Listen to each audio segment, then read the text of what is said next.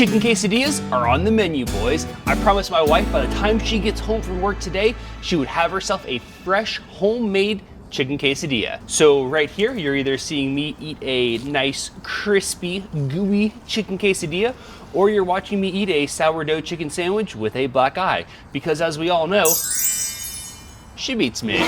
First up is cooking some chickens. We're gonna do a little rotisserie, a little spin on them. This is actually a tortilla video, but we'll get to that in just a minute. I have watched so many hours of Spanish speaking YouTube in order to get a very authentic tortilla making process. So that's the start of the show today.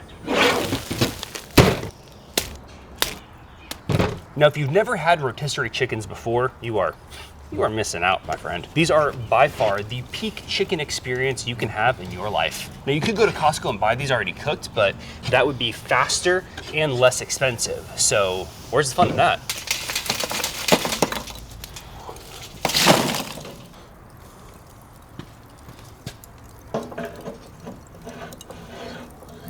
Rotisserie pro tip, you don't have to season it until it goes onto the rotisserie because it spins and it makes seasoning it really easy and no mess. Win, win, win. All right, I'm gonna clean up all this chicken garbage and we're gonna get to the next part.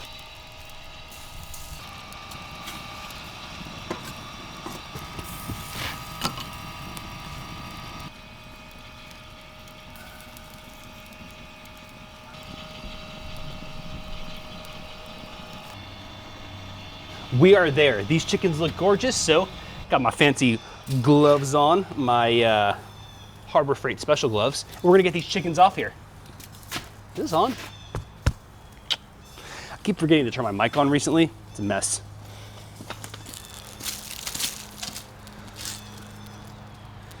Can't tell me those aren't gorgeous. While I got my big boy gloves on, I'm gonna go ahead and pull this out. Oh man, these are so tender.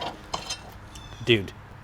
If you've never had rotisserie chickens, I know I said this already, but these are the most tender chickens you're ever gonna have. Them rolling and basting in their own juices for the entirety of the cook.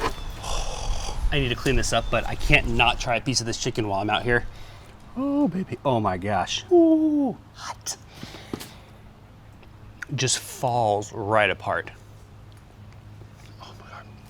So good. To the meat of the matter, so to speak, we're gonna make the tortillas. Ugh.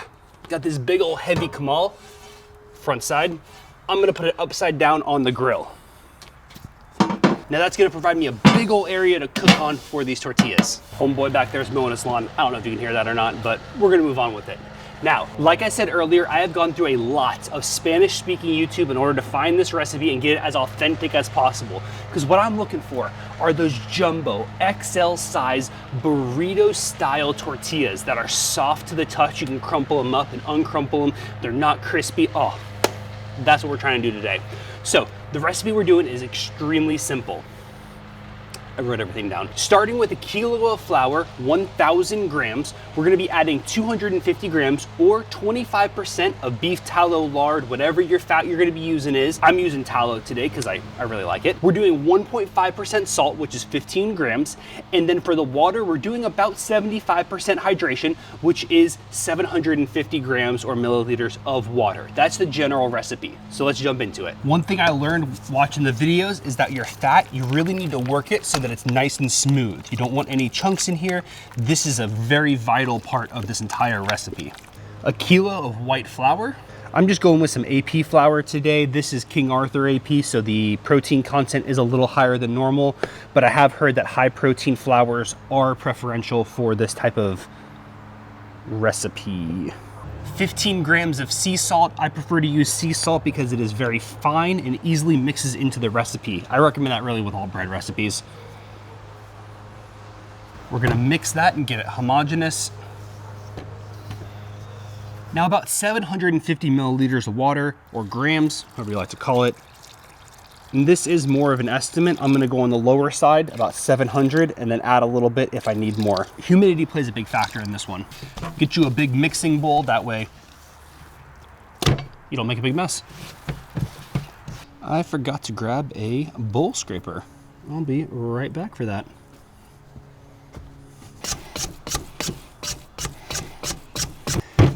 This is significantly looser than what I'm used to dealing with, but it makes sense for how much we're gonna have to stretch these things out. This is so different than all of the tortilla recipes that I've seen online, all the kind of Americanized taco ones where you add baking soda and you get it really, you know, like they rise, you know, because you're adding baking soda to it. So very interesting. It's loose, but it's not sticky, you know, because all that fat in there. There it is. But again, not overly sticky. All right, all mixed up. Gonna cover this with a towel and let it rest for about 10 or 15 minutes. See you in a few. Just threw some wood in there. Now it's like smoking in my direction. Fantastic. Ooh, here's a little funky too. Back from our siesta, the dough has rested. I have rested. Well, I was actually out there washing some dishes. If you ever want to get into food content creation, you better really love washing dishes, because that is like, I don't know, 70–80% of the job. Anyways, this is ready to go. We have a very specific method by how we measure these out. Now, we want them to be about 60 grams each, and that's gonna give us a burrito-sized tortilla, but 60 grams. And what we're gonna do is we're going to pinch off the dough and make it into a nice tort ball. Give it a little roll, put it on our tray. We cover it in a little bit of that tallow just to keep it from drying out, and that's gonna make the cooking process a little better. Fat makes everything better, so let's get it done. Our little dough balls here are getting covered up. We're gonna do a 30-minute rest on these, and then all that's left to do is press them out, which is gonna be a little bit complicated, and get them cooked up. Confidence is high. I feel good about this. Probably some hardcore Dunning-Kruger effect going on there, if you're not aware. But we're gonna try this out. Let's get these opened up. We got flour onto the hands here. Now there's a couple ways we can do these. Oh yeah, they're so nice and tender. Oh my gosh. So the traditional way is, oh, that works. Wow. Not even talking well because it's working so well. Is just to slap it back and forth. I need some more flour. You need a lot of flour on these, wow. Okay. Pretty heavy coat of flour there. And then we just slap. Best not to do this in your kitchen. Whoa, whoa, whoa, whoa, whoa. I'm getting like a weird shape going here. Oh no. This is tough. It's like a slapping motion back and forth. Oh man, if you've ever seen them do this like traditionally, they're so quick at it.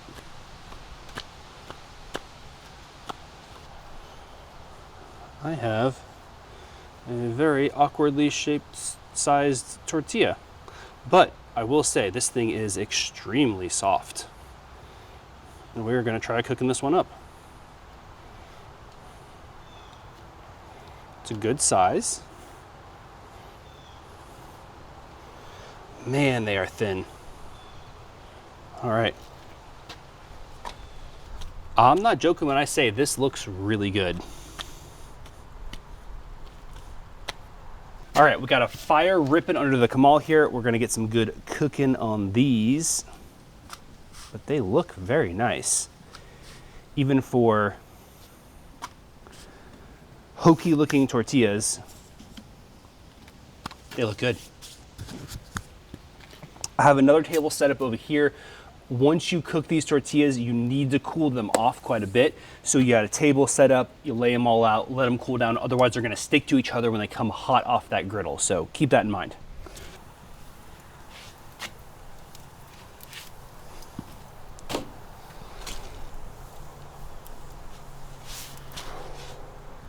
Okay, so I'm doing somewhat better at it. We're getting some half decent looking tortillas. Oh, this is exactly what I was looking for.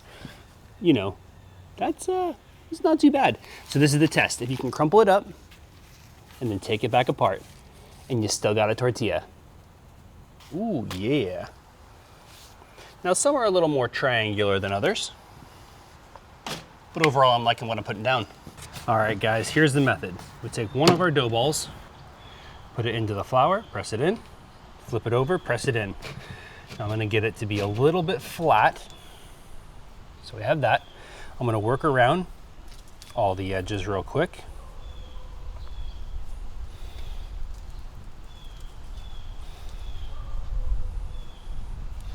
From there we have that. And then it's just flipping back and forth. If you let the weight of the tortilla open itself up, pull itself apart, you get a much more consistent tortilla out of it. And I am not super good at this. You gotta shake it even. Shake it even. Oh. These things tear super easy. Just be ready for that. Once you get it kind of appropriately sized, we're gonna get it onto the comal. And I just put some wood on there, so it is ripping pretty good.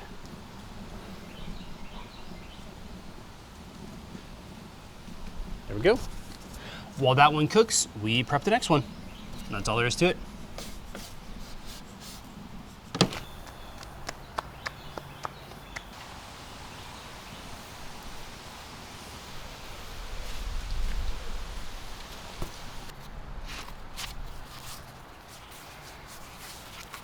All right, we are looking good, y'all. I'll tell you what, some of these tortillas, they came out half decent. I mean, check this thing out. Nice and soft. I can crumple it up, I can open it up. That's a perfect tortilla. Let's throw together a little quesadilla real quick. That cheese looked good, why not? Pulled chicken. Some more of that rub. Jalapenos.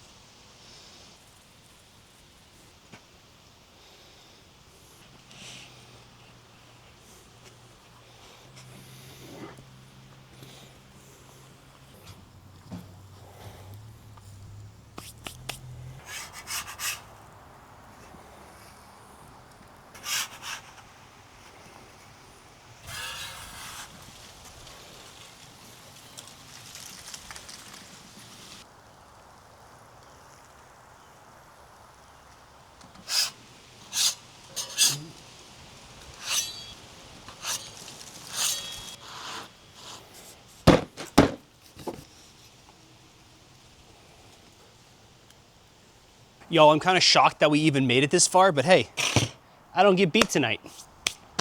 This was one of those videos that I didn't know if we were gonna make it all the way to the end or if there was gonna be like the quest for the quesadilla part 2, and there still might be because these are really good.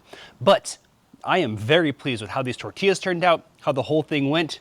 It's fantastic. I feel like it's a little bit of secret knowledge. Like I might get in trouble with sharing this like tortilla recipe with you because it's so different from what you're gonna find on English speaking Google. Like this is a game changer. Those high hydration tortillas, that's where it's at. All right, guys, I'll catch you in the next one. I have to go feed my wife. Otherwise I'll get beat for being late. Achoo!